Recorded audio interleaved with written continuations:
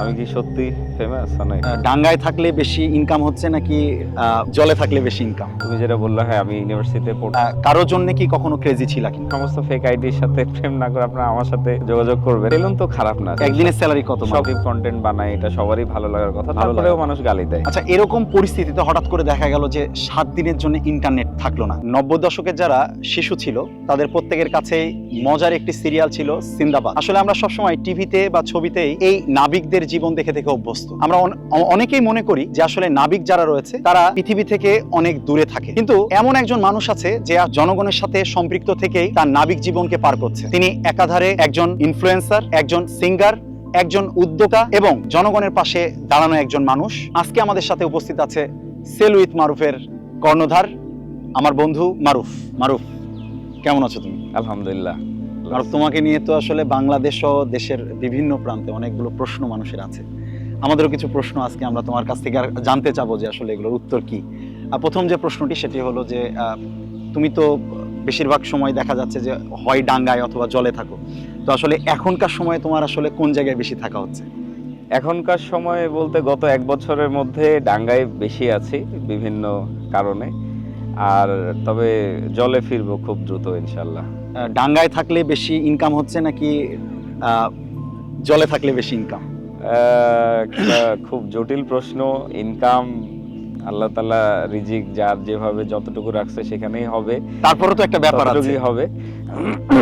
ব্যাপার আলহামদুলিল্লাহ হয়, ডাঙায় থাকলে কিছু হয়, তবে জলে থাকলে স্টেবল ইনকাম হয়, ডাঙায় থাকলে কখনো বেশি কখনো কম। আচ্ছা, ইনকামের ব্যাপারে আমরা পরে যাব। আচ্ছা মারুফ, আমি তুমি যাব তো না। তুমি যাবে না?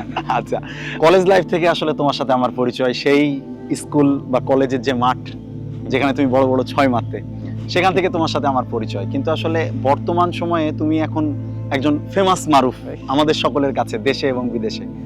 তো তারপরও আমরা দেখেছি অনেকে পরিবর্তন হয়ে যায়, কিন্তু তোমার মাঝে ওই পরিবর্তনটা আমরা এখনো লক্ষ্য করি না। তো আসলে এই যে আগের মারুফ আর ফেমাস মারুফ, এই দুই মারুফের মধ্যে যে ব্যালেন্স, এটা আসলে কিভাবে তুমি মেনটেন করো? আমি কি সত্যি ফেমাস অনেক? আমার তো তাই মনে হয়। কি জানি, আমার এখনো এরকম কোনো ফিল হয় না যে আমি ফেমাস। তো যেহেতু ফিল হয়নি সেই কারণে হয়তো, এটা তোমার বড়ত্ব যে তোমার ফিল হয় সেই না। কারণে হয়তো এরকম চেঞ্জ এখনো দেখতে পাও নাই। যদি কখনো ফেমাস হই তখন দেখা যাবে কি হয়, বাট আমার মনে হয় না আর কোনো কিছু হওয়ার বাকি আছে। তবে আমার কাছে আমার যেটা নর্মাল লাইফ, আমি এভাবেই থাকতে পছন্দ করি। শো অফ করাটা আমার খুব একটা পছন্দ না। শো অফ বলতে ধরো যে শো অফ কোনটা, বেসিক্যালি আমার কাছে 10 টাকা আছে, আমি দেখানোর চেষ্টা করছি 20 টাকা আছে, ওইটা শো অফ। এটা অনেকেই করে। হ্যাঁ, এটা অনেকেই করে। তো আমি ধরো আমার আর্নিং যতটুকু, আমার লাইফস্টাইল যতটুকু, আমার অ্যাবিলিটি আছে, আমি সেটাই মেনটেন করার চেষ্টা করি। হ্যাঁ, ওই যে সেলিব্রিটি যে একটা যে তুমি বিষয়টা বললা, এটা সেলিব্রিটি ভাইব।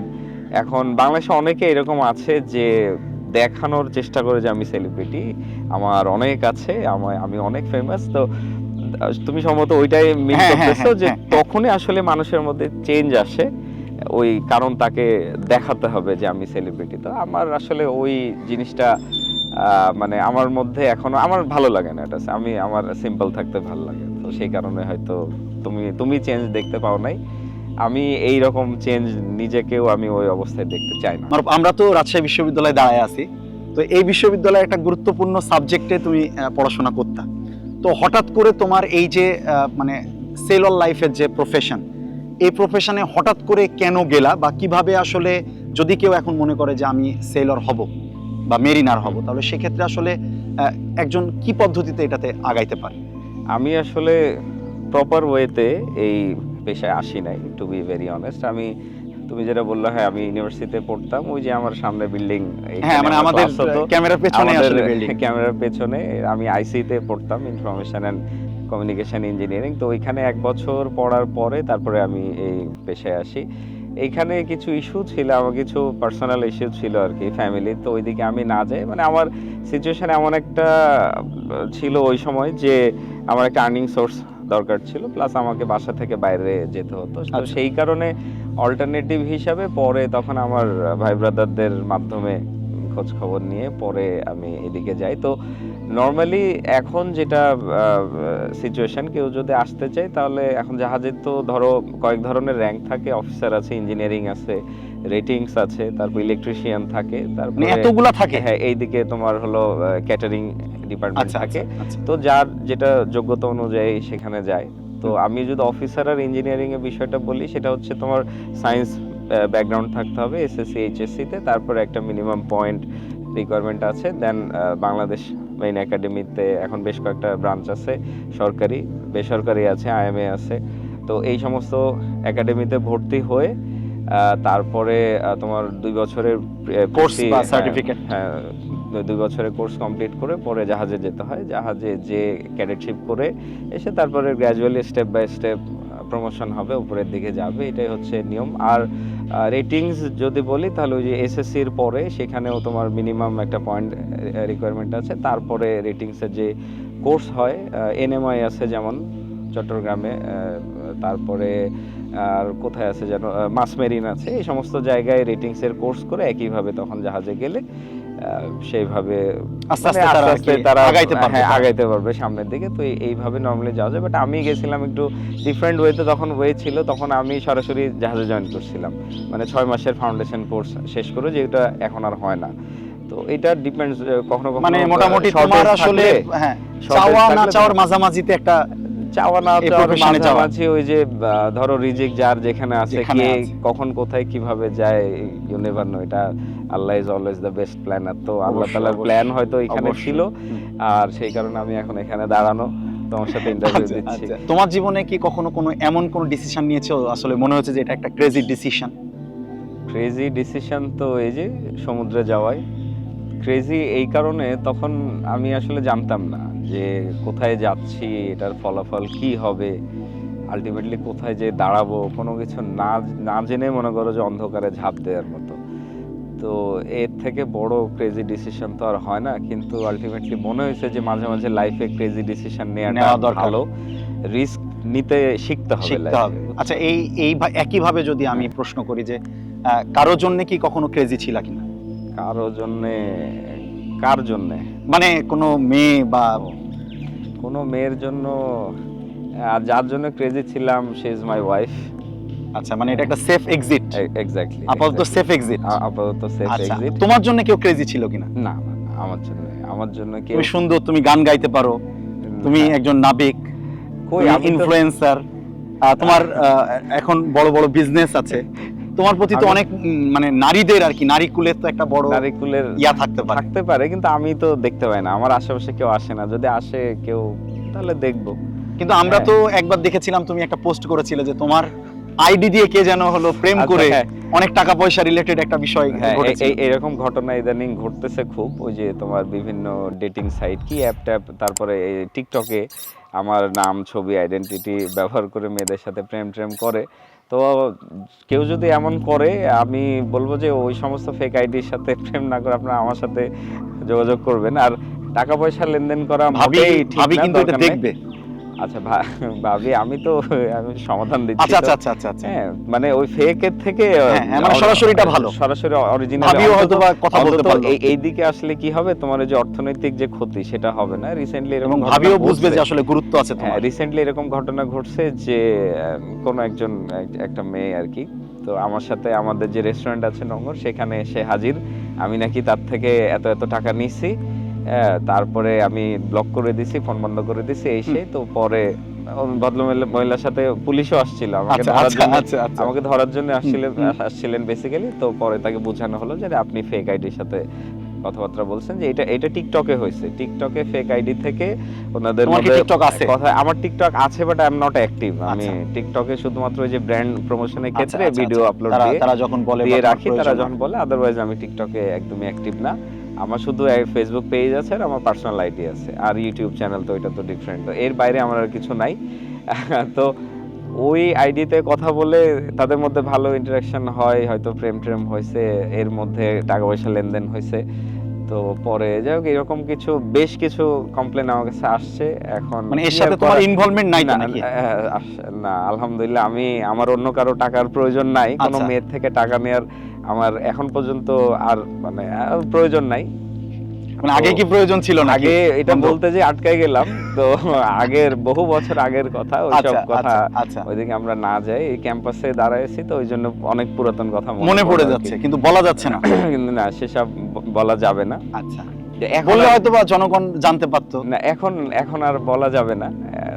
জনগণকে সব আসলে আচ্ছা, না ভাবি জানানোই ভাবির ভালো। ব্যাপারটাও আছে যে জনগণের মধ্যে তো ভাবিও আছে। আচ্ছা আচ্ছা হুম। ঠিক আছে। তো সব কথা না বলাটাই বেটার। তো এখন আমার কারো কাছ থেকে হেল্প নেওয়ার কোনো প্রয়োজন নেই আলহামদুলিল্লাহ। কেউ যদি আমার নাম করে আমার ছবি দিয়ে আপনাদের কাছে টাকা পয়সা চায় বা প্রেম করতে চায়, দয়া করে আপনারা মানে avoid করাটাই ভালো ইগনোর করবেন, একেবারে ব্লক দিয়ে দিবেন, এটা ফেক। কারণ আমার কারো কাছ থেকে টাকা নেওয়ার কোনো প্রয়োজন নাই আলহামদুলিল্লাহ, আমি ভালো আছি। মারুফ, এক্ষেত্রে তুমি এমন কি কখনো মানে জাহাজে তো অনেক কঠিন কঠিন ঘটনা ঘটে, আমরা দেখেছি তোমার ভিডিওতে, আমরা দেখেছি সবকিছু নড়ছে, অনেক উত্তাল ঢেউ। হুম। তো এই ক্ষেত্রে কি কখনো মনে হচ্ছে যে আজকেই তোমার শেষ দিন? আমি এটা আসলে মনে করতে চাই না। এটা এই সমস্ত যদি এগুলো যদি মাথার মধ্যে আসে, তুমি তো তোমার যে কাজ এটা সেই কাজে কনসেন্ট্রেট করা যাবে না। কনসেন্ট্রেট করতে পারবে না। তো ভয় লাগে না তা না, ভয় লাগতেই পারে, বিশেষ করে রাতের দিকে রাত্রে একটু ভয় লাগে। বাট তারপরে ওই যে কাজটা করতে হবে, মানে মেন্টালি উইক হয়ে গেলে তখন দেখা যাচ্ছে আমার যে ফোকাস, আমার যে কাজ, আমি সেদিকে মনোযোগ দিতে পারছি না। আর এটা এমন একটা জায়গা জাহাজ বা এগুলোতে, আর যাই হোক মেন্টালি স্ট্রং থাকতে হবে। হ্যাঁ, অত প্রথম কথা বেশি ইমোশনাল হলে এই সমস্ত চাকরি করা যাবে না। কঠিন। বেশি ভীতু হলে এই সমস্ত চাকরি করা যাবে না, তাহলে অন্যান্য আরো চাকরি আছে সেদিকে যেতে হবে। বাট এইখানে আসলে ধৈর্য থাকতে হবে, সাহস থাকতে হবে। আর ওই যে যেটা বললাম স্ট্রং মেন্টালিটি, খুব তাড়াতাড়ি ইমোশনাল হয়ে গেলে তাহলে এই ধরনের আমরা যারা মানুষ আছি আমাদের জন্য এই সমস্ত চাকরি না। এন্ড আমার ইমোশনালি আমি ভেরি স্ট্রং। Strong, ঠিক আছে, আচ্ছা, তুমি ধরো না, আমি যে- তোমাকে চিনি তো হুম। আসলে, তুমি যেভাবে আসলে এই যে মেয়েদের ব্যাপারগুলো এড়াই যাচ্ছ, হ্যাঁ। তুমি অবশ্যই ইমোশনালি স্ট্রং। হ্যাঁ, না অবশ্যই আমাকে no one can hurt me. তুমি একাধারে সেইলর, একদিক থেকে তুমি সিঙ্গার, তুমি নোঙ্গরের মালিক, যেখানে পরিমণি এসে ডান্স করে গেছে, তার জন্মদিন পালন করে গেছে। এরপরে তুমি হাট বাজারের মালিক, তোমার এরপরে তুমি ইউএনডিপির সাথে কাজ করছো রিসেন্টলি। এতগুলা জিনিস আসলে তুমি কিভাবে মেনটেন করো? Jack of all trades but master of none, এটা তো শুনছো আমার তাই তো না? মনে হয় না যে তুমি আসলে মাস্টার অফ এরকম- নান। এরকম ইউ আর মাস্টারিং এভরিথিং, তাই মনে প্রবাদ হচ্ছে আমরা আমার। শুনি। আমার আসলে একটু ম্যানেজ করতে হয়, বাট আমি একা না, আমার সাথে আরো মানুষজন আছে, আমার ফ্রেন্ড সার্কেল আছে, বড় ভাই ছোট ভাই আছে, তো সবাই মিলেই আমরা ম্যানেজ করি, হয়ে যায় সামহাও। বাট আমার যেটা মেইন প্রফেশন সেটা আমার সেলার, এটাই সব থেকে আমার কাছে সব সময় প্রায়োরিটি থাকে, আর এটাই আমার আইডেন্টিটি। মানে তুমি কি সবচেয়ে বেশি এনজয় করো? হ্যাঁ, ওইটা আমার আইডেন্টিটি। আমি যদি সেলার না হই তাহলে আসলে বাকি এখানে আমার আর তেমন একটা ভ্যালু থাকবে বলে আমার কাছে মনে হয় না। আমি নাবিক বিধায় বাকিগুলো হচ্ছে এগুলো শাখা প্রশাখাটা শাখা প্রশাখা আমার বেড়েছে। জন্য ইজি হয়। একটা ধরো সাধারণ মানুষের জন্য বিজনেস এস্টাবলিশ করা, মানে এই যে তোমার ই কমার্স টাইপের বিজনেস বা এই যে রেস্টুরেন্ট বিজনেস এস্টাবলিশ করা, আর মোটামুটি একটা পরিচিতি নিয়ে স্টার্ট করার মধ্যে অনেক পার্থক্য আছে। তো আছে আমি অবশ্যই। মানে একটু তো সুবিধা পাই এই কারণে। তবে ওই যে মানে আমার মেইন ফোকাস হচ্ছে ওইটাই, সমুদ্র যদি থাকে, আমি যদি সমুদ্র থাকি তাহলে বাকি ইনশাল্লাহ সবকিছু। আচ্ছা মারুফ, প্রত্যেক ইনফ্লুয়েন্সারের একটা বিশেষ বৈশিষ্ট্য থাকে এবং তারা চায় যে তাদের একটা সেলুন থাকবে। তোমার কি এরকম কোনো প্ল্যান আছে কিনা সেলুন তো রাজশাহীতে বা ঢাকায়? সেলুন তো খারাপ না, সেলুন তো না, ব্যবসা অবশ্যই ব্যবসা। আমি বলছি যে আসলে এরকম কোনো প্ল্যান আছে কিনা? হ্যাঁ, এটা সেলুনটা তোমার এই সেন্সে এখন একটু খারাপের দিকে যায় যে যারা টিকটক করে বেসিক্যালি, যেমন মিরাজ আফ্রিদি, টিকটক আরএস ইনফ্লুয়েন্সাররা, ফাহিম, হ্যাঁ প্রিন্স মামুন, প্রত্যেকেই মোটামুটি তারা হ্যাঁ, এবং তারা যার যার জায়গায় যথেষ্ট এস্টাবলিশড এবং তারা খুব ভালো ব্যবসা করতেছে। মানে তোমার কি প্ল্যান আছে তাহলে? প্ল্যান ইনশাল্লাহ প্ল্যান আছে।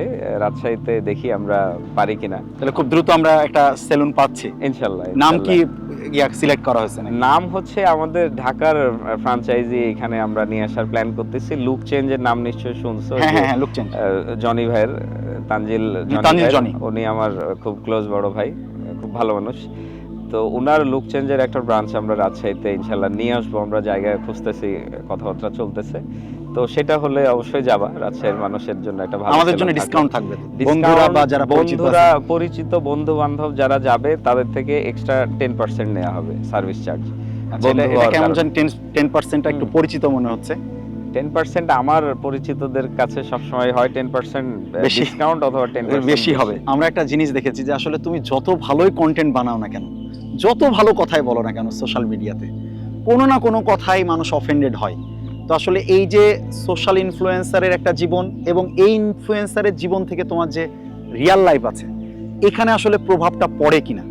না, অবশ্যই পড়ে। আসলে তুমি বাংলাদেশে যাকেই দেখো না কেন, যারা সামাজিকভাবে যাদেরকে মানুষজন কিছুটা চেনে, একটা মানুষ সবার কাছে প্রিয় ভালো হতে পারে হতে পারে না। হ্যাঁ, আমি পজিটিভ কন্টেন্ট বানাই, এটা সবারই ভালো লাগার কথা, ভালো তারপরেও লাগার মানুষ গালি দেয়। হয়তো একটা 3 মিনিটের ভিডিওর মধ্যে কোনো একটা কথা পছন্দ হয়নি, হতেই পারে, একটা হ্যাঁ। লাইন পছন্দ হয়নি, এই একটা লাইন ধরো কোনো একটা সময় এমন হয়েছে যে আমি কিছু একটা ফিউচার টেন্স বলতে যাই, ইনশাআল্লাহ শব্দটা মুখ দিয়ে বের হয়নি বা পরে বলছি, 2 লাইন পরে আচ্ছা, বলছি। এই যে কেন বলিনি সেজন্য আমাকে ধরো বেধর্মী বলে দিল, তারপরে গালাগালি দিয়ে গেল, আচ্ছা, এমন বিভিন্ন হয়েছে। ধরনের যে ট্যাগগুলো আছে, হ্যাঁ হ্যাঁ, আবার ইনশাআল্লাহ বলার জন্য তো আবার ট্যাগ খেতে হয়।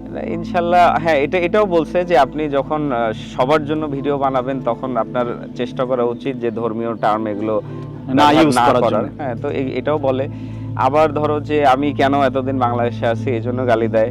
আবার মানে এই যে ধরো দেশে থাকলে কি হয়, নর্মালি এটা ব্র্যান্ড ট্রেন্ড নিয়ে কাজ করা হয়, ব্র্যান্ড প্রমোশন, তো ব্র্যান্ড প্রমোশন করলেই মানুষ গালি দেয়, কেন আমার এত টাকার কেন দরকার, আচ্ছা, সমুদ্রে চাকরি করে কি হয় না, আবার টাকা ইনকাম করতে হবে, ব্যবসা করতেছি তাও মানুষ গালি দেয় যে আপনার সমুদ্রে চাকরি করলে তো হয়, আবার কেন এখানে দেশে ব্যবসা করতে হবে, হকার বলে অনেকেই। তো এই নানান ধরনের এই সমস্ত কথাবার্তা। এখন দিন শেষে কি জানো, যে ওই যে 100 জন মানুষের মধ্যে 20 জন গালি দিবে, আর 80 জন কিন্তু আছে যারা আমাকে পছন্দ করে। তো ওই 80 জনের কথা চিন্তা করে এই জার্নিটা কন্টিনিউ করতে হবে। আর এগুলো এখন মোটামুটি গন্ডারের চামড়া হয়ে গেছে, আর খুব একটা গায়ে লাগে না।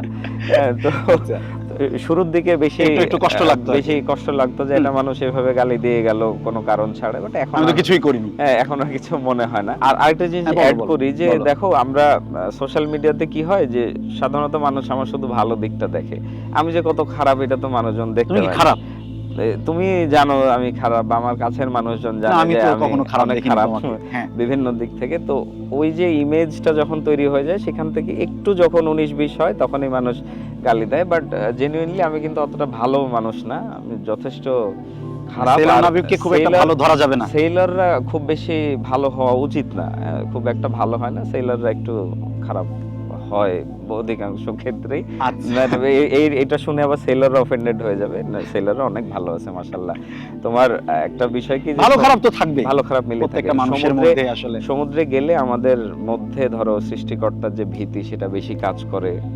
সমুদ্রে গেলে আমাদের নামাজ কালাম বা ধর্মীয় আচার আচরণের প্রতি এই কথার জন্য তো তোমার অনেক ভিউয়ার আছে যারা অফেন্ডেড হবে, আরো বেশি তোমার ওইখানে কাজ করে আর কি, ধর্মভীরুতা বেশি কাজ করে। ধর্মভীরুতা বেশি কাজ করে। একটা কথা আমরা বলি, সবাই বলে যে সমুদ্রে কেউ নাস্তিক থাকতে পারে না। সমুদ্রে যাওয়ার পরে তুমি যখন দেখবা যে আমি এই পৃথিবীর তুলনায় এতটা ক্ষুদ্র, তো তখন তোমার সৃষ্টিকর্তার প্রতি আনুগত্যটা আরো বেশি হয়ে যাবে। পরিবার কি আসলে আমরা দেখি যে ছোটবেলা থেকে যে আমাদেরকে ছোটখাটো পানির কাছে আমাদের পরিবার যাইতে দেয় না।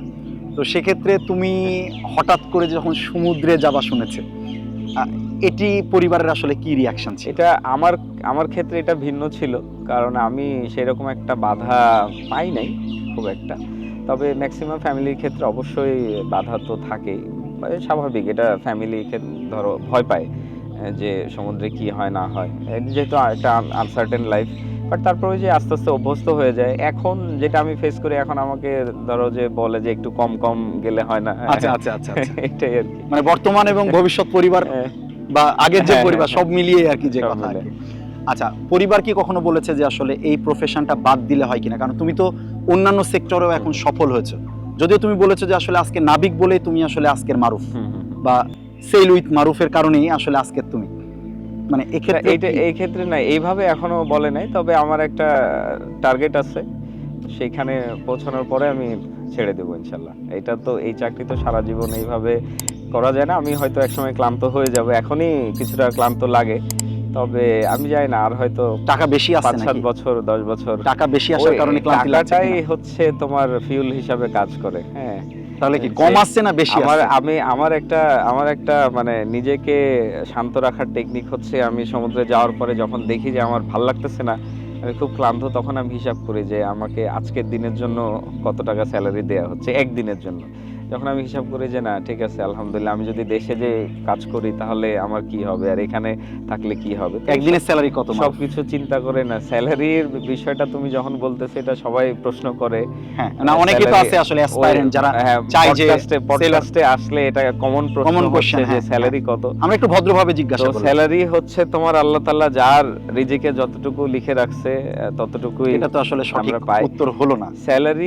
স্যালারি বলতে যে কত মানুষের গালাগালি খাইছি আমাদের যে মেরিনার কমিউনিটি, না এটা তো অনেকে উদ্বুদ্ধ হবে যে এটা আসলে উদ্বুদ্ধ বলতে তোমার মেরিনাতে স্যালারিটা ডিপেন্ডস অন কোম্পানি, ডিপেন্ডস কি টাইপের জাহাজ, অনেক কিছুর উপরে। এটা তোমার একটা রেঞ্জ আমি বলছিলাম এর আগে একটা হ্যাঁ, ভিডিও হ্যাঁ, করে হ্যাঁ, যে হ্যাঁ, কোন র্যাঙ্কের স্যালারি কত, তারপরেও আমাকে যথেষ্ট মানে বিপদে পড়তে হয়েছে বিপদে পড়তেছে কথা বলে। তো স্যালারি কথা না বলি, সবাই ইন্টারনেট সার্চ করলে এখন যে কেউ দেখতে পাবে যে আসলে কার কত স্যালারি। হ্যাঁ, ডিপেন্ডস অন র্যাঙ্ক। মানে একজন ক্যাপ্টেনের স্যালারি ধরো $8,000 থেকে শুরু করে $18,000 $20,000 হতে পারে। পর্যন্ত হতে পারে পার মান্থ। আমরা দেখেছি তোমার অনেকগুলো ভিডিওতে সমুদ্র খুব উত্তাল, ঝড় হচ্ছে, অনেক সময় তুমি দুলছো, মানে ভীতিকর একটা পরিস্থিতি বা অ্যাডভেঞ্চারাস একটা পরিস্থিতি, কিন্তু তারপরও আমি দেখছি যে তুমি তো আগে থেকে অনেক কাম একটা মানুষ।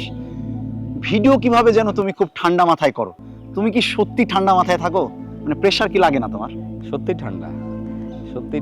ওই যে আমরা ওই লাইফে যেহেতু অভ্যস্ত, তোমার কাছে যেটা খুব ভীতিকর মনে হচ্ছে আমাদের কাছে নর্মাল, যার কারণে খুব একটা ভয়টয় লাগে না। আর ওই যে দেখতে দেখতে অভ্যাস হয়ে যায়। আচ্ছা, এরকম পরিস্থিতিতে হঠাৎ করে দেখা গেল যে 7 দিনের জন্য ইন্টারনেট থাকলো না বা ওয়াইফাই নাই তোমার জাহাজে, তখন সেলর নাবিকের আসলে কি হবে? তখন আমার অবস্থা খারাপ হয়ে যাবে। আমার নেটওয়ার্ক না থাকলে আমার বেশি, ঝড় হোক অসুবিধা নাই, কিন্তু নেটওয়ার্ক না থাকলে আমার একটু সমস্যা। পরিবার, এরপরে হ্যাঁ, কারণ তোমার আমরা- ফ্যান ফলোয়ার যারা হ্যাঁ, আছে, আমরা এখন ওই যে নেটওয়ার্কের মধ্যে থেকে একরকম অভ্যস্ত হয়ে গেছি, হঠাৎ নেটওয়ার্ক না থাকলে তখন পেইন লাগে। প্রতি মুহূর্তে মনে হয় হয়তো অনেক কিছু হয়ে গেল, আমি কি হচ্ছে না হচ্ছে আমি খবর জানতে পাচ্ছি পারছি না, না জানতে পৃথিবী পারছি সম্পর্কে। যদিও এখন থেকে ধরো 5-7 বছর 10 বছর আগেও সিচুয়েশন এমন ছিল না, তখন স্যাটেলাইট ফোন ছিল। দেখা যাবে যে হয়তো 2 দিন 1 দিনের মধ্যে 1 মিনিট করে ফোন করে শুধু হাই হ্যালো করা হয়, কিন্তু তখনকার মেন্টালিটি একরকম ছিল, এখন অন্যরকম হয়েছে। এখন নেটওয়ার্কটা খুব জরুরি। সবচেয়ে এম্বারেসিং বা ফানি কোনো ঘটনা আছে কিনা? এমবারেসিং না ফানি? দুইটাই বলতে পারো তুমি। আচ্ছা, এমবারেসিং ঘটনা বলতে ধরো যে মাঝে মধ্যে এমন হয় যে আমাকে হয়তো মেসেজ দেয়া হয়েছে কোনো মাধ্যমে, আমি দেখি নাই, বা এই মানে সামহাও এরকম হয় যে অনেক সময় এই তো আপনাকে মেসেজ দিছে আপনি দেখেন নাই, বা ওই যে সামনাসামনি পড়লে আচ্ছা, গতদিন আমরা ওই যে ইফতারিতেও হ্যাঁ, দেখেছি হ্যাঁ, যে এই- একজন হ্যাঁ। কোনো একজন ম্যাডাম হ্যাঁ, হ্যাঁ, রাজশাহী ইউনিভার্সিটির শিক্ষক, হ্যাঁ, একজন উনি শিক্ষক। বলছিলেন যে তুমি আনফ্রেন্ড করে দিয়েছো। হ্যাঁ, আমি unfriend। তো এই ধরনের সিচুয়েশনগুলো খুবই এম্বারেসিং। হয়তো আমাকে অনেক আপন ভাবে দেখে এমনটা হয়, কিন্তু সবসময় আসলে সবকিছু অ্যাটেন্ড করাটা পসিবল হয় না। তো এই ধরনের সিচুয়েশনে পড়তে হয় মাঝে মধ্যেই, এম্বারেসিং। আর ফানি, আমার লাইফটা পুরোটাই হচ্ছে ফান। আমার ফান লাভিং ম্যান। আমি সেটা সবসময় অবশ্যই হাসি মজার মধ্যে থাকতেই পছন্দ করি, কারণ কারণের দিকে না যাই। হ্যাঁ, কারণ হচ্ছে যে life is too short, you have to live your life. অবশ্যই। তো আমরা যখন যে অবস্থায় আছি আমরা হাসি খুশি যেন সবাই থাকি, এইটুকুই। আচ্ছা, তুমি তো এখন তো তোমার মানে তুমি একটা ইয়াং মানুষ, এখন সেলিং করছো, ভেরি গুড। তুমি সেলর মারুফ আছো, আসলে এই সেলর মারুফের যাত্রা কবে শেষ হবে? এটা আমি নিজেও এখনো জানি না। যখন ক্লান্ত হয়ে যাব, যখন মনে হবে যে জীবনে আর কিছু পাওয়ার নাই, তখন হয়তো শেষ হবে। আজকে তো আমাদের মানে তোমার কারণে আমাদের আসলে সময় কম, তুমি তারপর আমাদেরকে সময় দিয়েছো মারুফ। হয়তোবা তুমি একটু গান বললে আমার দর্শকরা আরো বেশি খুশি হতো, তোমার যদি সময় থাকে এই গান একটু 1-2 কলি যদি তুমি বলতে। মারুফ, আমি বিদায় নিয়ে নিচ্ছি। তোমার গানের মাধ্যমে আমাদের এই পডকাস্ট বা আজকে যে এপিসোড এটি শেষ হবে। আর আমাদের এই অনুষ্ঠানে বা এই পডকাস্টে আসার জন্য আমি আমাদের পুরো টিম থেকে কৃতজ্ঞতা প্রকাশ করছি মারুফের প্রতি। মারুফের জীবন আরো সুন্দর হোক, তার ফলোয়ার আরো বাড়ুক, এবং তার নামে আর কেউ আপনারা কখনোই টাকা চাবেন না ফেক আইডি দিয়ে। এই কথা বলে আমি শেষ করছি, আমরা মারুফের গানে চলে যাব। ধন্যবাদ। আমি ধন্যবাদ ইনসাইড স্টোরিকে, এত সুন্দর। আর মুন্না বেসিক্যালি আমার বন্ধু, আমরা খুব ক্লোজ ফ্রেন্ড, তো এখানে নানা ওই আনসেন্সর্ড প্রশ্ন আসবে, এটাই স্বাভাবিক। টাকা দিইনি কিন্তু আমি তোমাকে, হ্যাঁ, টাকা দিব না। না, এটা পরে ম্যানেজারের কথা বলো না। হ্যাঁ, আমাদের মধ্যে কোন রকম লেনদেন হয়নি ঠিক। টাকা পয়সার। যদি আমি ফ্রিতে এই ধরনের করো না, আমি জানি, পডকাস্ট করি না ভাইয়া। রাজশাহীতে থাকতে হলে এটা করতে হবে, সমস্যা নেই। রাজশাহীতে আসতে হলে এরকম পডকাস্ট করতে হবে। আমরা গান শুনবো মারুফ। না, আমি পডকাস্ট ফ্রিতে করি, সমস্যা নেই। আচ্ছা, আমরা গান আসলে এইভাবে মানে এখন ব্যস্ততার কারণে করা হয় না, প্লাস ঠান্ডা লেগে গেছে। তাও তুমি যখন বলছো অবশ্যই তখন 2 লাইন গান শোনাই। একটা ছিল সোনার কন্যা, মেঘ বরণ কেশ, ভাটি অঞ্চলে ছিল সেই কন্যার দেশ। 2 চোখে তার আহারে কি মায়া, নদীর জলে পড়লো কন্যার ছায়া। আচ্ছা, আজকের মতো শেষ করি, বাকি গান সমুদ্রে যে হবে ইনশাল্লাহ।